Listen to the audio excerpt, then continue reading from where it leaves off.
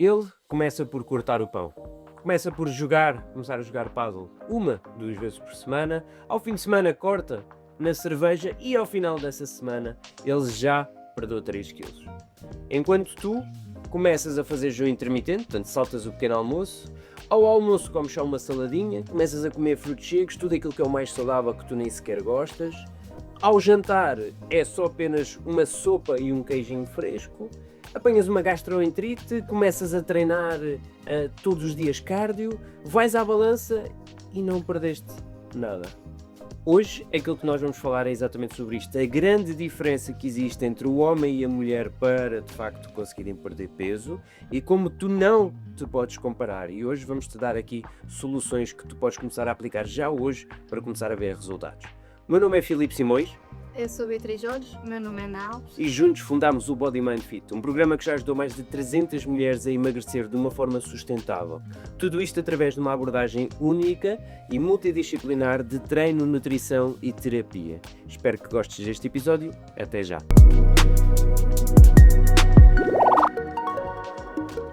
Isto começa tudo, na realidade, não é? Portanto, nesta grande diferença que existe entre o corpo do homem e o corpo da mulher, não é? Portanto, porque são, apesar de sermos dois seres humanos, não é? Portanto, da mesma espécie, mas temos biologias totalmente diferentes.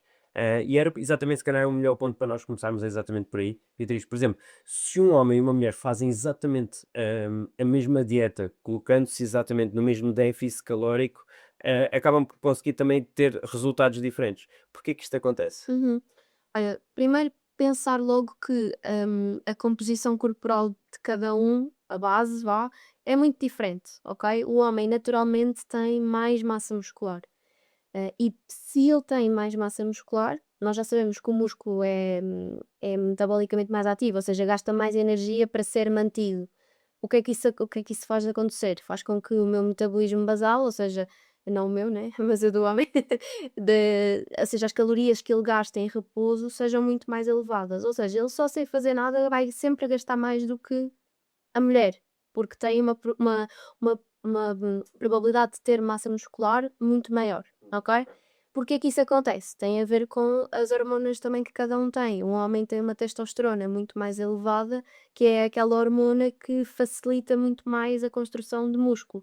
Logo, por si só, a base vai fazer essa diferença toda, não é? Porque um homem com mais massa muscular vai gastar muito mais, se gasta também pode consumir mais. Por outro lado, temos a mulher que não tem uma quantidade de testosterona tão elevada, é mais rica em estrogênio, progesterona, que, por exemplo, o estrogênio, apesar de ter o seu papel protetor, tanto a nível cardiovascular, cognitivo, etc., por outro lado, o que é que faz? Faz com que seja muito mais fácil uma distribuição da gordura. Atenção, é biológico, ou seja, nós distribuímos essa gordura porque o corpo precisa dessa proteção, é mesmo para um ciclo reprodutor e tudo mais, mas não deixa de acontecer, nós temos essa facilidade maior de acumular versus o homem. Portanto, acaba por ser aqui estas diferenças que fazem com que seja, ou com que os resultados sejam obrigatoriamente muito diferentes. E aqui, por exemplo, essa questão que tu estavas a falar, existe também esta diferença, não é? Portanto, da gordura acumulada, da diferença entre o homem, as zonas do corpo onde acumula, Uhum. não é? Sim. Existe essa diferença. Sim, sim, sim. O homem tem muito mais facilidade, se calhar, na zona da barriga, enquanto que a mulher tem mais na anca, nos glúteos, nas coxas. Portanto, acaba por ser um bocadinho diferente. Sim. Ok. E Ana, aquilo que eu queria te perguntar é, por exemplo, ok, já sabemos que além desta fisiologia, não é? Existe também este impacto psicológico, porque nós temos esta questão, não é? Porque muitas vezes em casais também existe sempre esta comparação, não é? E o que é que isso faz? Portanto, esta comparação, qual é que é o problema que nós vemos aqui? Olha, a comparação, entre casal acaba por ser sempre prejudicial e já vou explicar um bocadinho o impacto a vários níveis que isso tem. Mas depois, também já há, culturalmente, e aqui distinguimos géneros, uma vulnerabilidade identitária e psicológica de base, né? A mulher está, desde sempre muito mais, há uma pressão muito maior pela questão estética, pela apresentação. Então a valorização desta perda de peso e do corpo também será diferente, e como nós já falámos aqui algumas vezes, o stress é um dos fatores que pode prejudicar ou lentificar o processo de perda de peso. Então, só deixar aqui este parênteses. Relativamente à comparação entre casal, ela vai ter impacto essencialmente em dois fatores, tem a ver com a motivação e também com a autoestima. Se eu me estou sempre a comparar com o processo do meu parceiro, que embora pareça lógico, ele é injusto, por todos os fatores que a Beatriz acabou de explicar, hum, isto é inevitável que ao fim de algum tempo, se eu sinto que me estou a esforçar mais e que os meus resultados estão a ser inferiores, o meu cérebro vai começar a criar uma narrativa interna negativa, né? Que é o problema sou eu que não estou a fazer bem, ou se calhar sou eu que não consigo, é o meu corpo. Um metabolismo, não é? Portanto, que nem essas Por desculpas, exemplo, sim.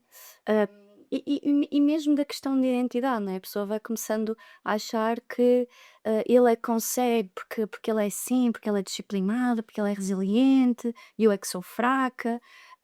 E isto depois tem uma consequência bastante forte na motivação e no envolvimento no processo, porque é inevitável, ao fim de algum tempo, eu começar a questionar o meu processo em si. Será que sou eu que não estou a fazer alguma coisa bem? Ou será que tenho que trocar de abordagem? E aqui e ali a pessoa vai começando, por exemplo, a cortar mais na alimentação, que traz outros problemas, ou a treinar mais. Hum, é este saltitar de estratégia em estratégia que muitas vezes acaba por atrasar o processo da mulher em si, porque o nosso corpo precisa de previsibilidade e consistência. E se eu estou sempre a saltar de estratégia em estratégia, isso também não vai ser benéfico para o meu corpo, que precisa de se adaptar e sentir seguro para perder peso. Então a pessoa vai começando a desinvestir em si por acreditar que é um problema seu. Por outro lado, não raras vezes também acaba por ter em si um impacto negativo na relação de casal, não é? Porque se eu vejo o meu parceiro a ter resultados incríveis, por muito que eu fique feliz por ele, hum, também é inevitável que eu comece a ficar com um bocadinho de raiva dela. Bom, tu vais ao fim de semana e divertes com os teus amigos e durante a semana ainda comes isto e aquilo e eu estou aqui a ser super disciplinada, e tu chegas ao final da semana com um resultado incrível desse e eu ando aqui de grama em grama a sentir que isto está a ser um esforço grande para mim. E aquilo que poderia ser um suporte, que aliás é uma das coisas que nós trabalhamos no programa, é a pessoa hum, desenvolver uma rede de suporte que ajuda a manter estes hábitos. E o meu parceiro poderia ser efetivamente um grande suporte, porque se ele vai treinar, eu posso ir com ele, ou num dia em que não me apetece tanto, ele pode puxar por mim. Na alimentação em casa e mesmo fora de casa também seria mais fácil. Eu começo a criar esta raiva, não é? Digamos assim, e a frustração pelos resultados dele e a falta dos meus, e vamos nos distanciando. Então eu deixo de ir. Isto que poderia ser um suporte, na verdade, acaba por ser um fator que me pode fazer desistir do meu processo, ou que no limite me pode ir fazendo desinvestir nele aos poucos.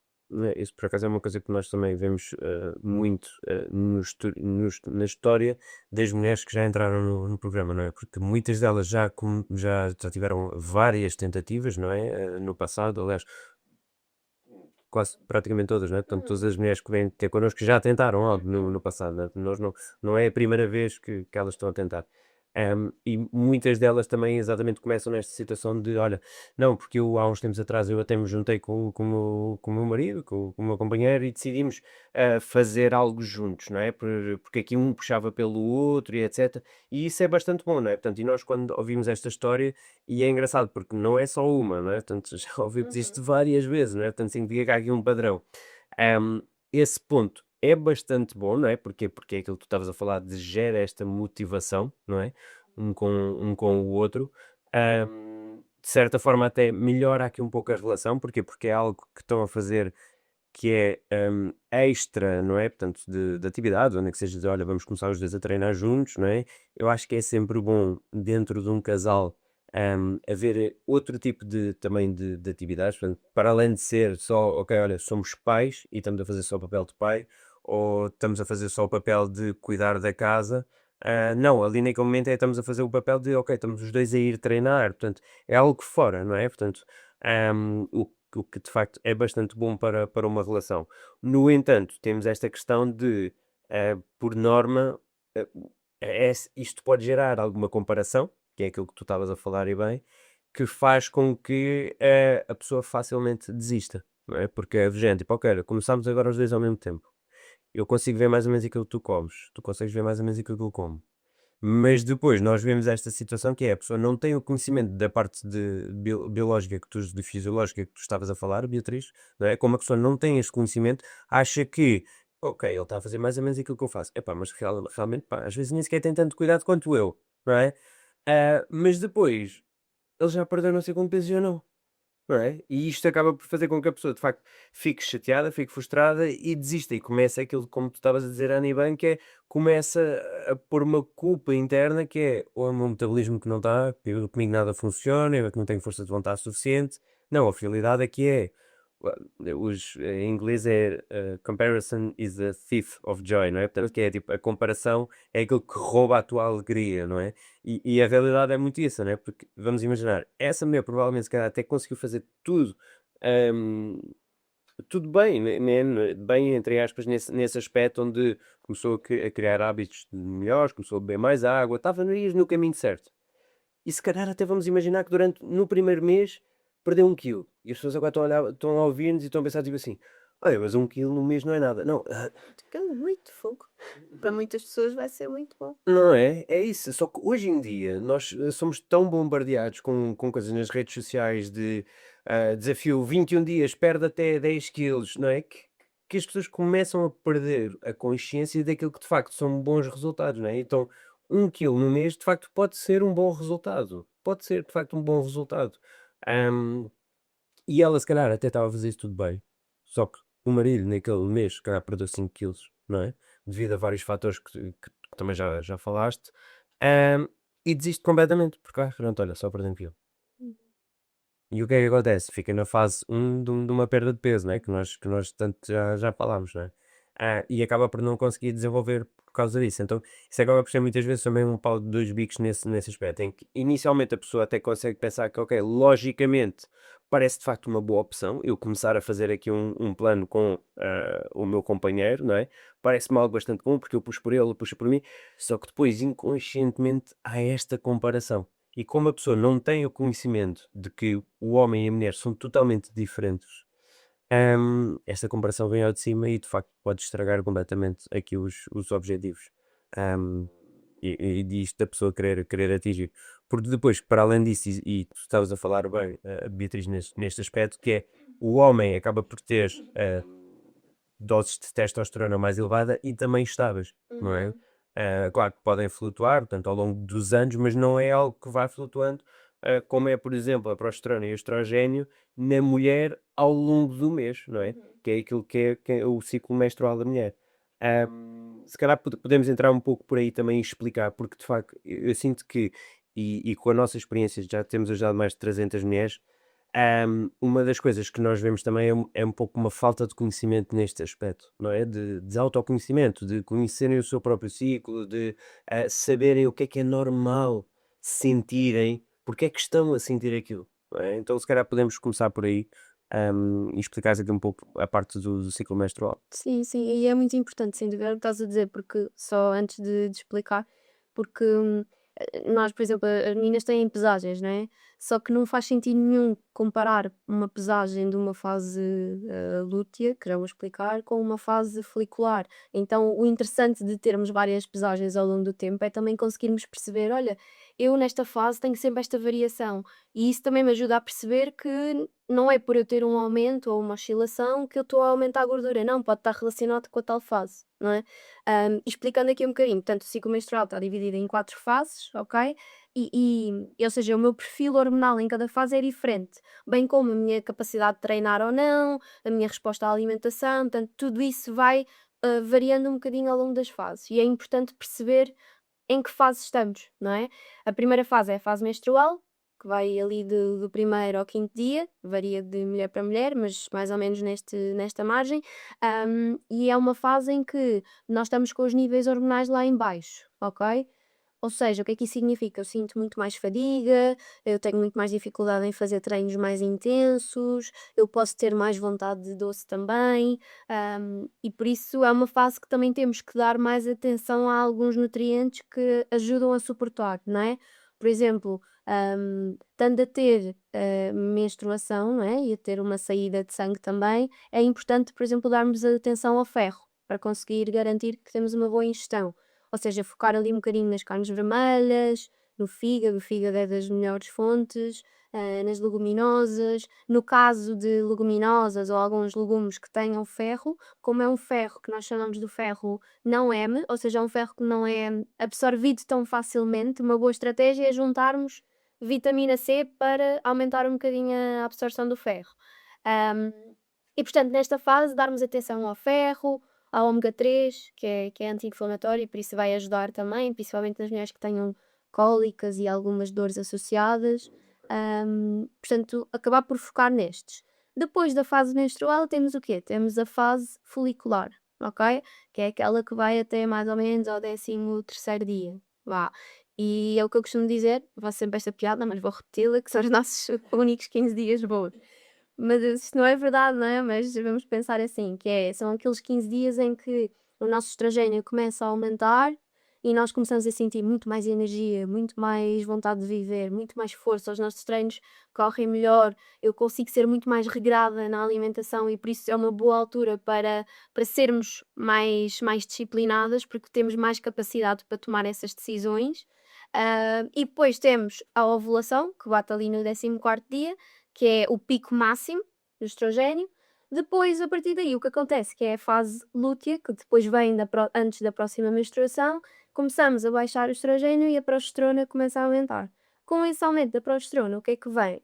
Vem uma sensação de cansaço maior, vem mais apetite, vem um gasto energético maior e, por consequência, esse apetite, lá está. Eu tenho mais dificuldade, lá está, em fazer novamente treinos intensos, tenho muito mais vontade de doces e salgados, ou seja, porque no momento em que eu estou a precisar de mais energia, o meu corpo vai procurar energia rápida, daí a vontade do açúcar. Um, o que eu sugiro sempre nestas fases, na fase lútea ou na menstruação, em que temos estes apetites e vontades maiores, é garantir refeições regulares ao longo do dia e permitir-nos também um docinho aqui e ali, de uma forma controlada, não tentar restringir demasiado, mas também, por exemplo, tornar as minhas refeições mais doces, né? Ou seja, em vez de eu fazer se calhar um pequeno almoço salgado, tipo um pão com ovos, eu vou optar por umas panquecas, por exemplo. Pequenas mudanças, porquê? Porque vai-me dar aquela sensação do doce. E ter também em consideração que na fase lútea eu tenho muito mais retenção de líquidos, muito mais. E o que é que isso faz? Faz com que eu possa aumentar até 2 quilos nessa fase, não por ter engordado, ou seja, não por ter aumentado gordura, mas porque estou com uma retenção muito maior. E aí então também a hidratação acaba por ser fundamental. Mas pronto, acabam por ser estas 4 fases. E o ter o conhecimento disso Uhum. é fundamental, não é? Portanto, porque há aqui esta diferença, não é? Portanto, aquilo que nós fazemos no programa, portanto, nós pedimos sempre 2 pesagens na semana, não é? Uhum. 2 pesagens. E depois, por exemplo, não é à toa que também nós fazemos a avaliação, não é? Portanto, a fotocomparação e as medições de 4 em 4 semanas, não é? É porquê? Para tentar bater mais ou menos dentro Da mesma. dentro da mesma, não é? Obviamente que isto depois vai sempre diferenciado de mulher para mulher, não é? Mas é isso que nós tentamos. Porquê? Porque depois também nós conseguimos entender exatamente se que há aqui um padrão. Não só nós, mas acima de tudo, a nossa aluna, não é? Porque o Uhum. fundamental é ela ganhar este conhecimento, este autoconhecimento de que, olha, o peso aumentou, certo? Mas, porque depois há sempre esta frustração. Uhum. Porque, tal e qual como na comparação com o marido, isto também podem ser fatores que podem levar ao: "Olha, pronto, já estraguei tudo, olha que se lixe, não vale a pena", não é? Que é o facto de, vamos imaginar, que aquela mulher até está a fazer tudo bem durante 2 3 semanas, não é? E se calhar apanha ali, uma parte da fase folicular e depois apanha o início da fase lútea, não é? Onde, por exemplo, se calhar nestas duas primeiras semanas o peso até começa a baixar, não é? Mas depois entra na fase lútea, não é? A progesterona sobe e o peso aumenta devido a esta retenção de líquidos. E ela pode achar que, olha, pronto, já estraguei tudo. Realmente, pronto, agora o peso já aumentou, já estraguei tudo. E até pode ser, por exemplo, isso que tu estavas a falar dos 2 quilos, se ela nessa semana até incrivelmente conseguiu perder 2 quilos, o que já sabemos que é uma perda de peso também acelerada, não é, nesse aspecto, mas se depois ganhar 2 quilos ela pode achar, tipo: "Olha, pronto, já estraguei tudo". Enquanto na realidade se calhar estava a fazer tudo corretamente. Só que não tinha era este conhecimento de que é normal ela ter mais retenção de líquidos nesta fase. Porquê? Porque entrou na fase lútea, não é? Portanto, e se ela tiver este conhecimento, vai conseguir de facto entender que, ok, olha, não é preciso mandar o tudo ou nada, é preciso é eu entender o meu corpo para eu perceber que, ok, não, é isto que está a acontecer. Ok, então o que é que eu tenho que fazer? Que ferramentas é que eu vou utilizar? Não é? E é muito isso também que nós ensinamos e queremos dar sempre ao máximo a cada mulher, que é ela que tenha o conhecimento, não é, desse lado para saber como reagir perante este tipo de situações e não o tudo ou nada, não é? Sem dúvida. Não, aliás, até porque quando elas nos apresentam essa frustração com esse aumento, maior parte das vezes, ou seja, é raro o momento em que as nossas perguntas não vão também explorar outras áreas. Ou seja, está tudo tão interligado, não é? Em que se houver uma flutuação para cima, eu não vou só achar que ela comeu mais. Não, pode ser do ciclo menstrual, em que fase é que estás? Dormiste bem? Estás a beber água? Comeste refeições com mais sal, mais hidratos? Pronto. Ou seja, pensar nisso tudo traz também uma confiança no processo muito diferente, porque permite-a saber que está no caminho certo e que isto aqui faz parte e está tudo ok, é normal. Porque eu acho que é o que estás a dizer, quando não existe esse conhecimento da parte delas, a sensação que vem é que elas estão a fazer alguma coisa de errado. E então acompanhar é fundamental. E não só, e aliás, ela é uma das perguntas que eu faço logo nas primeiras consultas, é se elas conhecem o ciclo menstrual. Porque mesmo na estruturação dos hábitos e na manutenção do processo, tal como tu foste falando, se eu conhecer o meu corpo, se eu conhecer o meu ciclo e eu souber a intensidade dos sintomas que eu tenho em cada uma das fases, ah, por exemplo, eu não vou sobrevalorizar essa necessidade do doce na fase lútea, não é? E se calhar consigo fazer essa adaptação à minha alimentação. Ou seja, incluir, por exemplo, refeições mais doces, mas continuam a ser equilibradas. Ou, por exemplo, nessa fase em que eu estou a gastar mais energia, ou se calhar aumentar de uma forma estratégica um bocadinho mais o consumo de nutrientes. Adaptar o exercício físico, não é? Tal como ainda há pouco tu utilizavas um exemplo de um exercício, não é? Que estavas Sim, sim, sim, sim. estavas com a Beatriz, ou seja, se eu tiver este conhecimento, eu consigo facilmente viver cada uma das fases de uma forma muito mais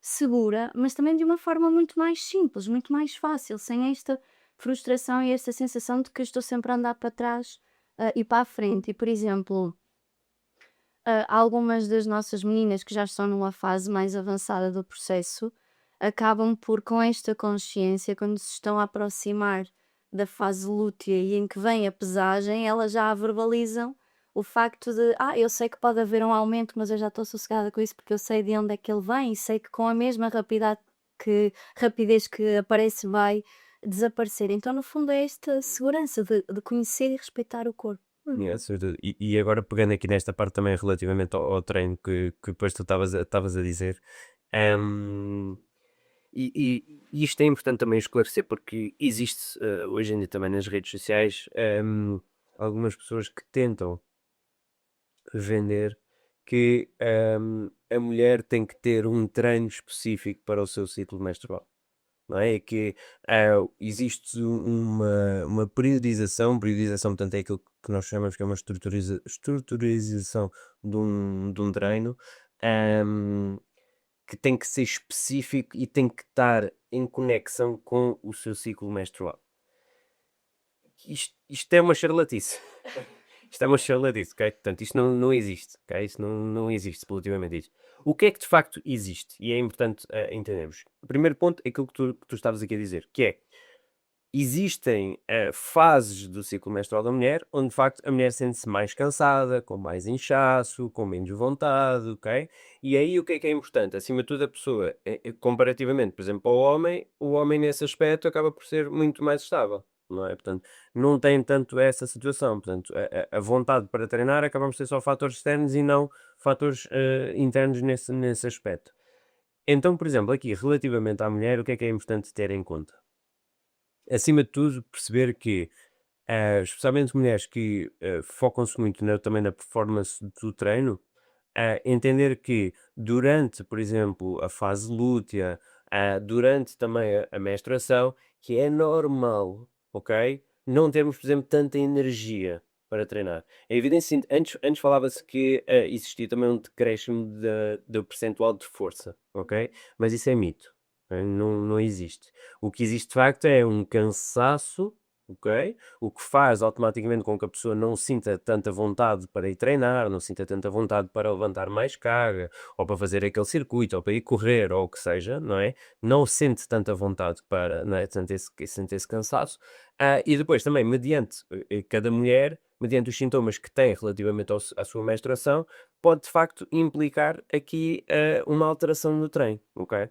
E isto aqui eu passo a explicar, e agora, por exemplo, posso dar esse exemplo do que eu dava. Por exemplo, quando eu te dava treinos, uma das coisas que eu me recordo, por exemplo, te incomodava quando tu estavas com o teu ciclo menstrual, quando tu estavas menstruada, era o facto, por exemplo, quando estávamos a fazer o hip thrust, que é um exercício que nós colocamos a barra na zona pélvica, não é?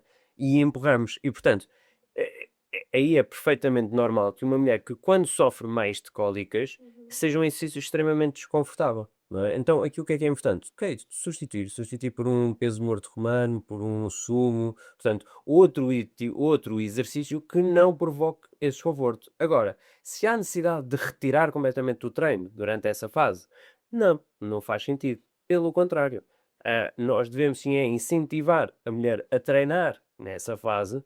Porquê? Porque isto vai ajudar especialmente a mulheres que têm sintomas mais intensos. O treino vai ajudar, ok? Portanto, é um grande mito também de que o treino só vai piorar. Não, o treino vai ajudar.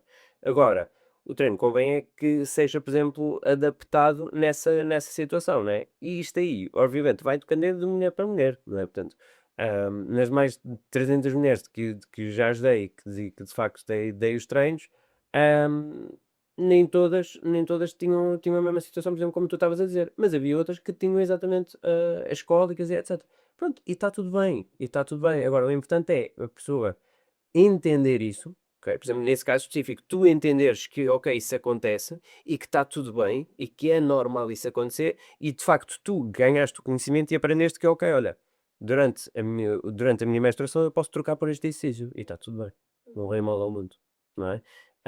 Eu acho que acima de tudo é no treino é isso é que importa.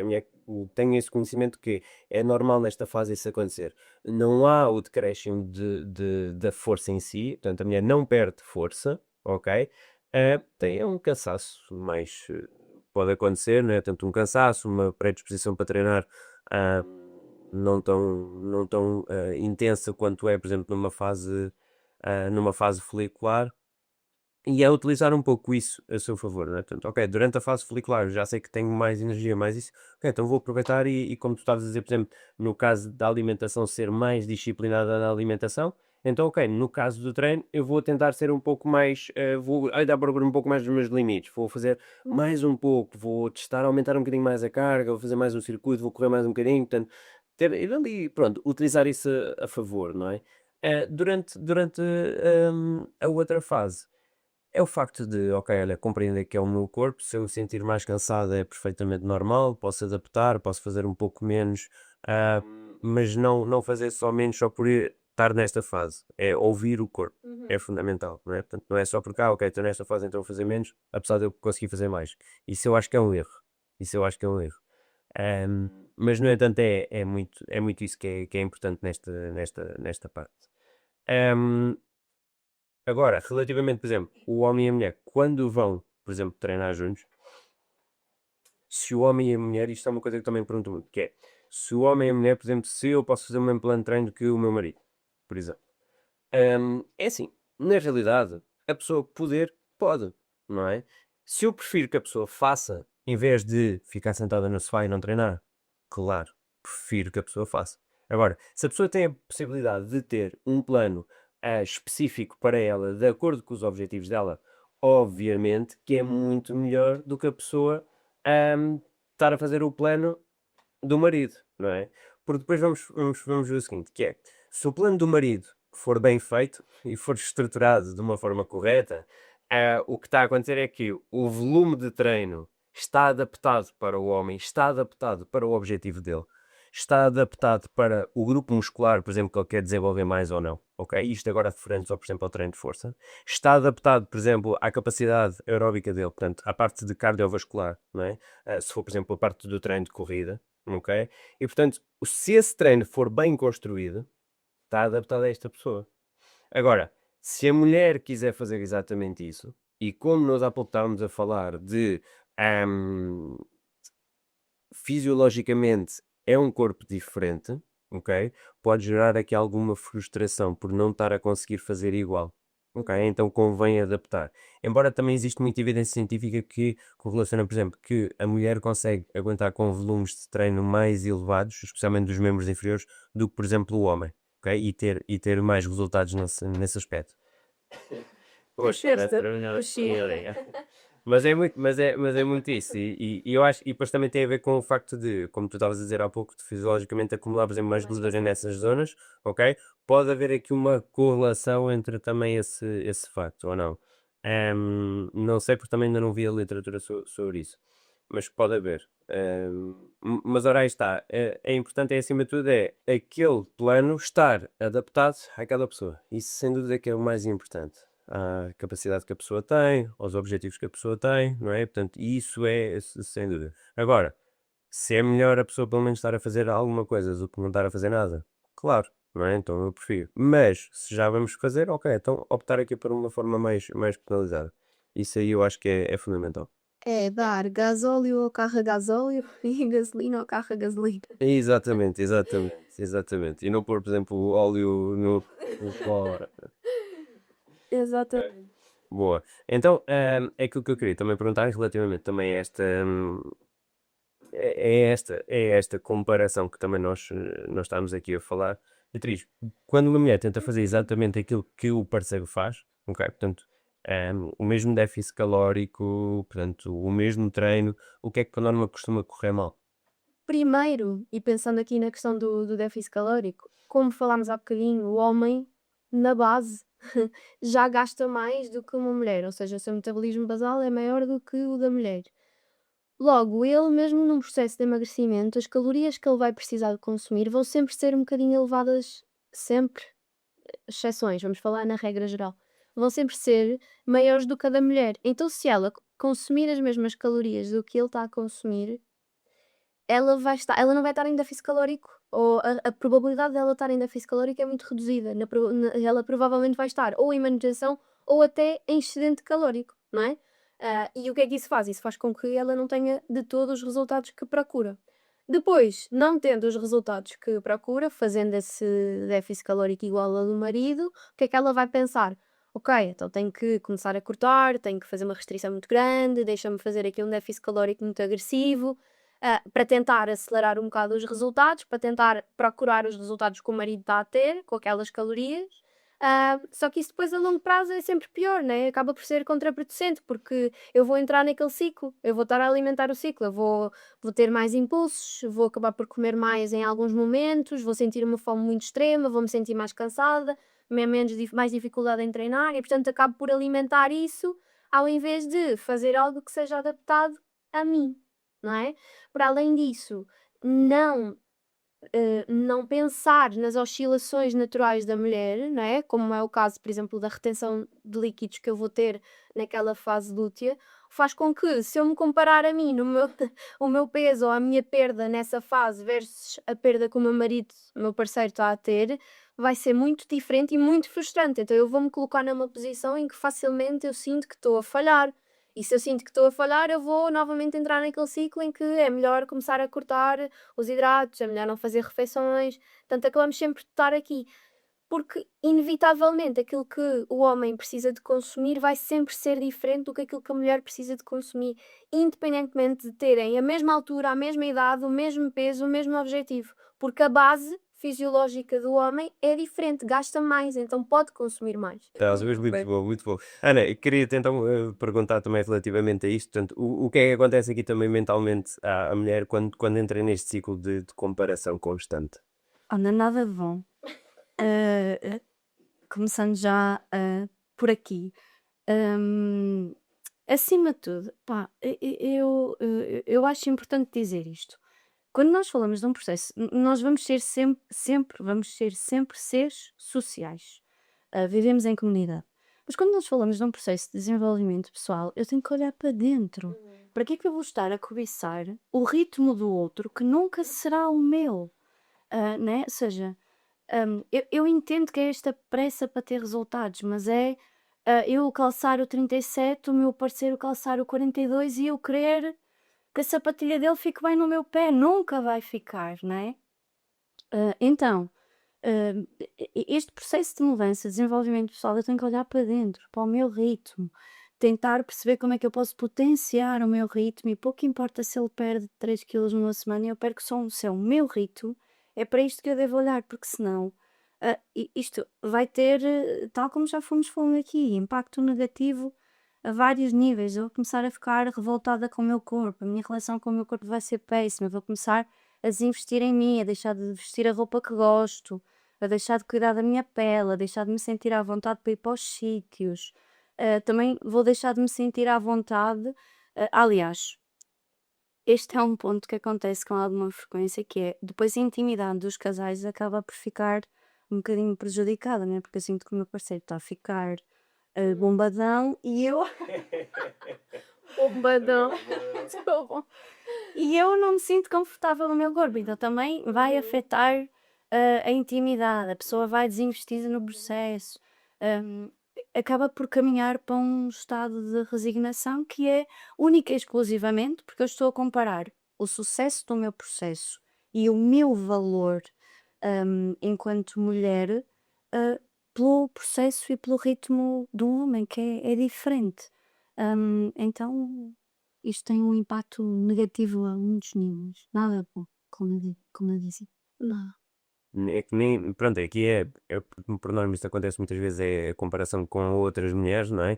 Mas esta aqui então ainda acaba por ser. Ceia já nem faz sentido, Exato. ainda menos agora comparando Ainda com menos ele. aqui, não é? Sim. Menos aqui. Bem, Beatriz, já agora perguntando então relativamente, por exemplo, ao que funciona mesmo, ok? Portanto, dar aqui já algo que as mulheres que nos estão a ouvir possam já começar a aplicar no seu dia a dia para de facto verem aqui resultados.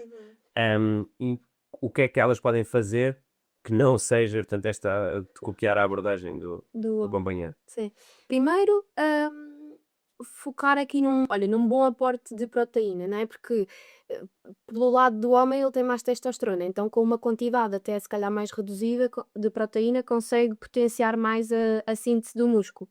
Enquanto que nós precisamos de uma ingestão maior também para poder potenciar ao máximo isso e para conseguirmos construir músculo. Vai ser lento sim, mas se consumirmos pouco ainda mais lento é. Portanto, garantir um bom aporte para não falar que também ajuda muito aqui na questão da saciedade, não é? Ou seja, se eu estou num processo de emagrecimento e a fazer déficit calórico, eu preciso de estratégias que me ajudem a sentir-me mais saciada ao longo do dia e a proteína acaba por ajudar bastante nesse sentido. Depois, garantir que fazemos refeições regulares ao longo do dia, evitar cortar refeições mesmo, não é? Porque se eu quero, lá está, conseguir manter consistência, eu preciso de conseguir fazer alguma coisa que me ou seja, que seja sustentável, não é? E se eu estiver constantemente a sentir uma fome muito grande, muito grande, muito grande, vai ser difícil de eu controlar os impulsos, as vontades, portanto. E é aquilo que a Ana apresentou a dizer, porque o nosso corpo ele gosta de previsibilidade, não é? Portanto, isso é do género, tipo, olha, ok, agora hoje não tomo um pequeno almoço, mas depois amanhã já tomo um pequeno almoço, mas não como o lanche. Ou depois já só como uma sopa em vez de comer isto, não é? Portanto, não é previsível nesse aspecto, não é? Portanto, não é. Exatamente, exatamente, sem dúvida, sem dúvida. Fazer um déficit calórico moderado também é muito importante, né? Por aquilo que estávamos a falar, ou seja, se eu cortar em demasia, se eu fizer um déficit muito agressivo, eu vou ficar cheia de fome. E se eu vou ficar cheia de fome, a minha tomada de decisão não vai ser nem um pouco racional. Eu não, És tu contar. eu não sou de todo. Não mesmo, percebes? E, portanto, garantir um déficit calórico bom, sustentável, moderado é fundamental. Não cortar grupos alimentares, como por exemplo o mais óbvio que acabam os hidratos, o demónio. Pá, é a nossa principal fonte de energia, é muito importante para o suporte hormonal, do ciclo menstrual, portanto não faz sentido nenhum, hum, retirar. Aliás, há vários estudos que mostram que dietas com menos hidratos, as mulheres acabam por ter uma desregulação maior no ciclo hormonal. Portanto, não faz sentido isso ser uma das estratégias, ok? Regra geral, tá? E depois também dar atenção a alguns nutrientes que façam sentido, principalmente para a mulher, não é? Como tínhamos falado há bocadinho, quando estávamos a falar do ciclo menstrual, dar importância ao ferro, dar importância também à vitamina D, por causa da densidade óssea e tudo mais, ao ômega 3, ao magnésio, às vitaminas do complexo B, que também são muito importantes. Eu diria que, acima de tudo, são estes pontos. Portanto, uma boa quantidade de proteína, não fazer um déficit calórico demasiado agressivo, não cortar grupos alimentares, não cortar os hidratos e dar atenção a alguns micronutrientes que são importantes neste processo. Relativamente aí, por exemplo, à parte que eu posso acrescentar relativamente à parte do treino. Algo que nós já vimos a falar já desde o início, né? Tanto que para uma mulher com mais de 30 anos, a partir dos 30 anos, há uma perda de massa muscular que começa a ser mais acentuada, ok? A partir dos 40 ainda mais acentuada e a partir dos 50 ainda mais, portanto já tem depois o aparecimento da sarcopenia, que é a perda de massa muscular mais acentuada. O que é que isso leva?